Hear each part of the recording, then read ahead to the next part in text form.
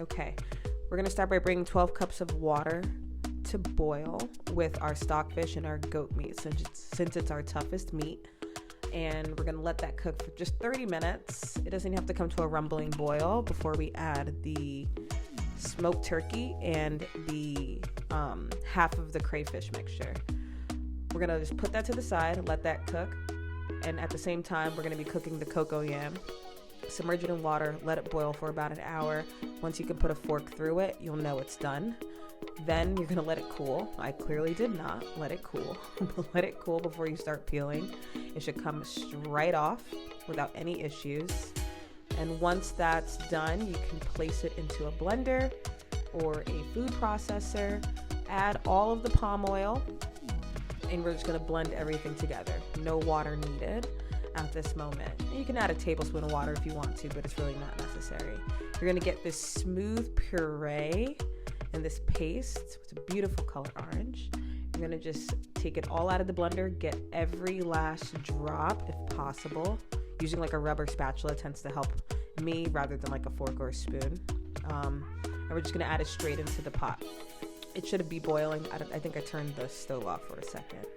When you add it, you also don't need to like mix it up.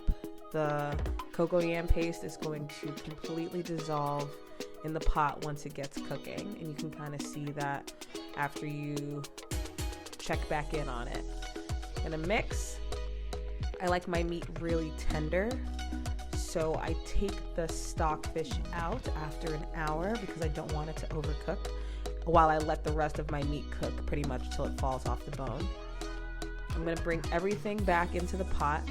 I'm gonna add my pepper now, and I'm gonna let everything cook with the Oha leaves.